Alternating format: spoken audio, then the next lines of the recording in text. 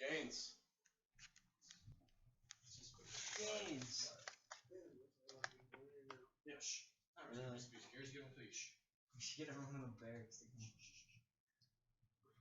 In 2001, the USA was attacked. 2,977 people were killed during 9/11, and we retaliated October 7th, 2001, by invading Afghanistan to try to kill Osama bin Laden, who had took responsibility for the attack. March 20th, 2003, we went into Iraq. And since the invasion, there were more than 1.3 million casualties in Pakistan, Iraq, and Afghanistan, according to an article by Sarah Lazar.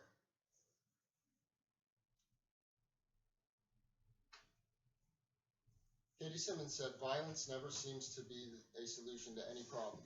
Violence usually makes more violence." On Quakering.org. I could not agree more. We all volunteered for the Army, and in a way, we really did volunteer to possibly contribute to the violence. But I don't believe, from my experience, that anything has ever been solved by violence. Things have always become worse. I know that sounds crazy. Very rarely has violence ever been the answer. Throughout history, hundreds of millions of people were killed by other people, which is a trend that must stop. But hopefully sooner than later.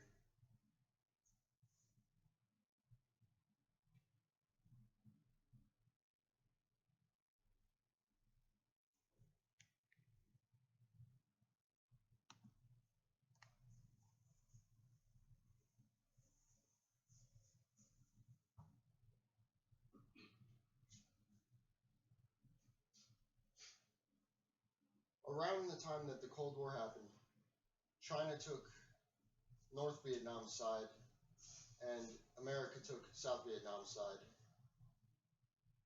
This was a very controversial war, very brutal, with our favorite weapon being napalm, to burn the forest and the people in it.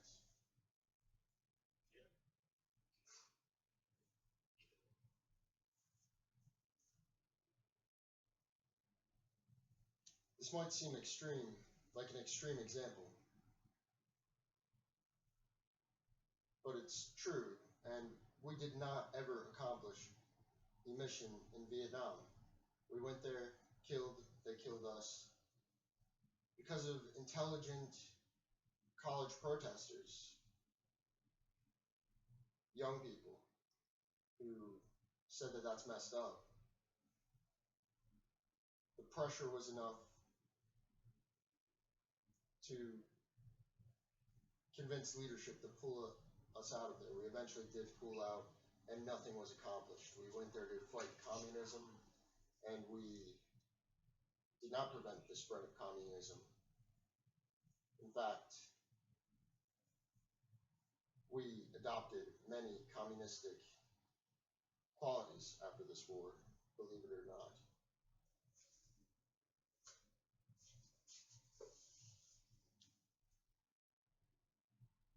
World War II, maybe almost arguably justifiable, but after the tens of millions were killed, which we joined in on,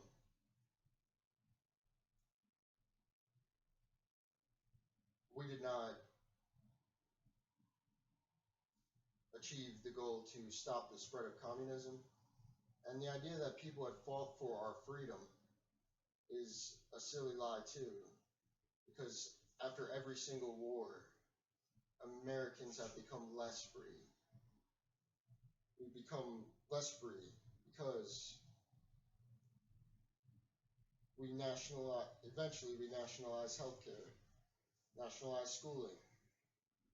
We were now able to print money, causing inflation. After World War II, we created inflation, which we can now see the harm of. There were more taxes. The government was 10 to 20 times larger than it was, meaning much more control over the people, much less freedom. These statistics are based on Stefan Molyneux's video on YouTube labeled The Myths of World Wars. He's a philosopher who argues we lost freedom during most wars.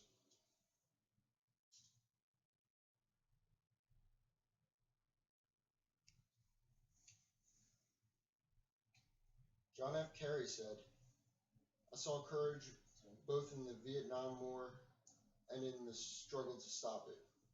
I learned that patriotism includes protest, not just military service." What this speech meant to me was that the educated young people who protested against Vietnam were just as patriotic as the people who fought in it. It was a good thing to get out. It would have been an awesome thing to stay out of it, just like it would be an awesome thing to stay out of all wars, because they do not accomplish.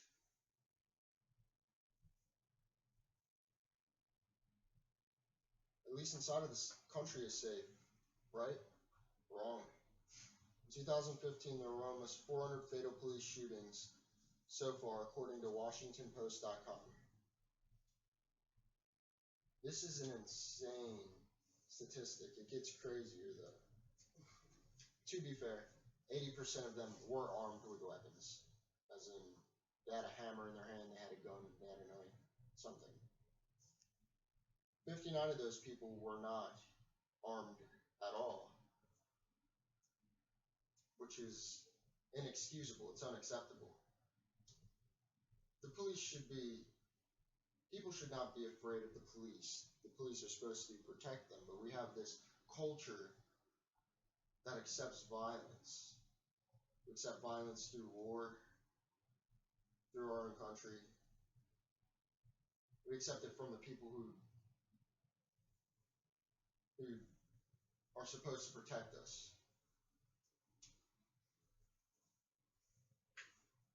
Over the years, hundreds of millions of people have been killed by other people, a trend that must stop. The government can't keep choosing who we kill,